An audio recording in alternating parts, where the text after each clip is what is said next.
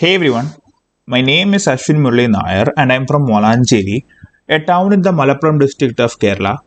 I'm currently doing a 1 year MERN stack training program at Prototype, and today I'm super excited to take you through the very basics of HTML and how to use Visual Studio Code to build your first web page. If you're completely new to coding or just getting started with web development, don't worry. I will be keeping it simple and beginner friendly. In this session, we look at what HTML is, how to set up your development environment, and how to use your first HTML document using the standard boilerplate. Okay, we'll be learning all of this stuff. Let's get started. HTML stands for Hypertext Markup Language. It is a standard language used to create multiple web pages. Imagine building a house. HTML is the structure, the walls, the rooms. It gives your website the skeleton. Meanwhile, CSS adds styles and JavaScript adds functionality. HTML handles the content and the layout. Things like headings, paragraphs, images and links, etc.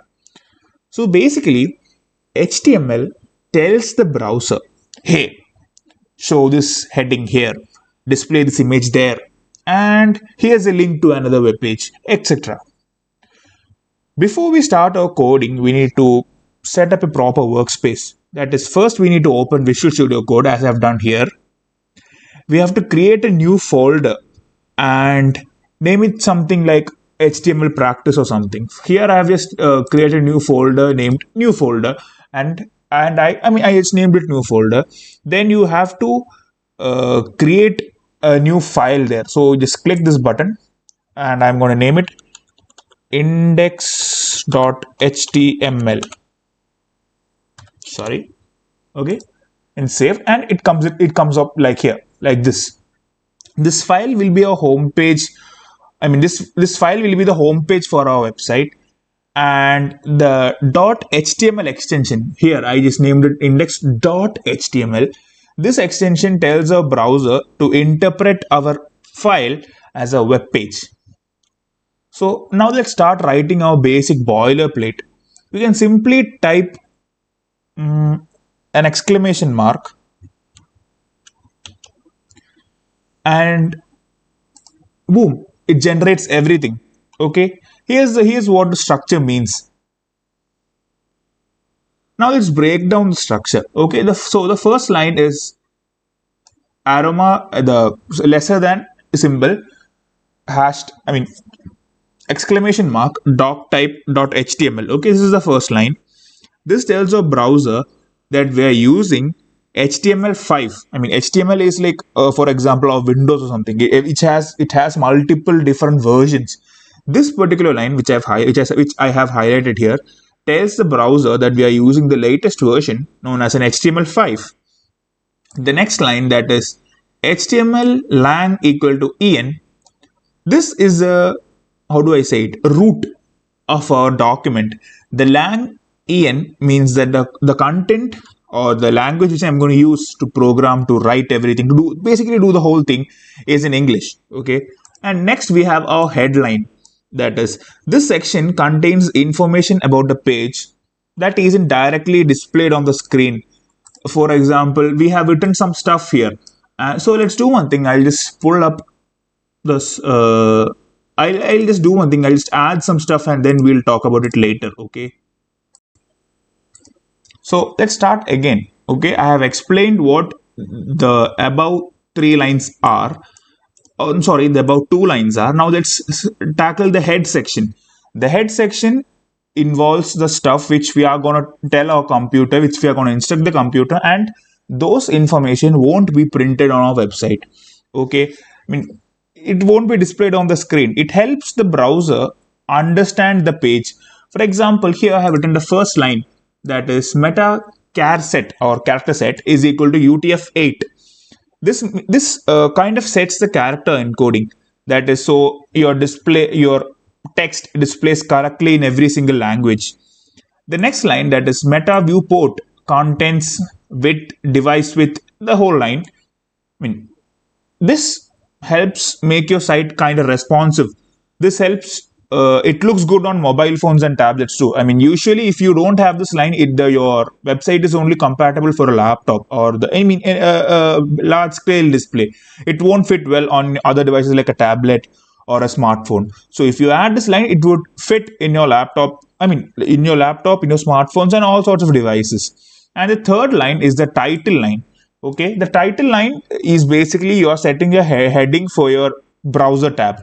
For example, if I click, if I do a click, and I take up, what is this, a show preview. Yes, if I click show preview, it creates a preview of our website here. So since I kept the title as a document, my browser heading is document. If I want to change document and rename it as Ashwin's website, you can see that the name has changed. So that is the purpose of our title tile. Then if you want, there are a lot of stuff which you can add under the head section. So you can add multiple stuff into your head, and you can close it. You have the thing about the thing about HTML is that you have tags like HTML, head, etc. And you also have closing tags. That is, if you are opening something, you have to close it. For example, you should not open an HTML here. I have opened it. I'm just typing it so that you can understand. If I open an HTML file here, the Visual Studio Code automatically generates the closing tile. That is, I have an opened HTML. Sorry, I just closed it. I have an open HTML tag here, and I closed it here. Similarly, I have an open head tag, I have a closing head tag, I have an opening body tag, I have a closing body tag. The closing is indicated by the / in the ending section of your tag. So I'm just removing this. Let's go back to the thing. Okay. So we have discussed everything till head. Anything you print on the head won't be displayed on your website. As I said, the title is displayed on top. Nothing comes in the website. So if you want to add something into your website, you have to add every single content into the body section. Okay. For example, I want a big heading. I'm typing H1. So the procedure to add a big heading, the main heading, the title heading is H1. You need to type H1. You need to close it. HTML automatically, as I said, recommends you the closing tag. Then I'm going to write Ashwin's website. Sorry, I just messed up there. Ashwin's website. So this is my title, and if I want to add a subheading to it, I would just type H2. H2 means it's a smaller heading. You typically have headings ranging from H1 to an H6, and the order of importance or the order of highlight goes down the line, which means 1 is the most important, 1 is the largest, while 6 is the smallest. So I'm writing H2, automatically it closes it. I'll just write welcome to this wonderful session by Ashwin. Okay, this is my second heading. So this is my second heading, and if you want, I'll just enter a third heading also for your information. We'll just look how it feels. I'm entering it and I'm typing. So today we are learning about HTML basics. So I have added this thing. I mean, HTML. The thing with Visual Studio Code is that it suggests you a lot of stuff. You don't want to. You should not. There's no need for you to listen it. If it's understandable, you just click accept, and it would fill it automatically. It suggests you multiple lines based on what the AI assumes. What the software thinks you are going to do. If you want, you can take it or you can leave it. Okay. So this is how you create a text. So now, so wait a minute. Just hold for a second. I'll just close this preview. Okay, so sorry, so I just forgot to put h3 here. I'll just put h3 as the heading. I'll just copy this and I'm going to paste it here. Okay, I've created 3 headings. Next, if you want to add a paragraph, so I'll just add p. Sorry, I just put a one extra one. So p means a paragraph. So if you want to type something, let's assume I'll just copy something from my smartphone. I'll just get some data. Wait a second.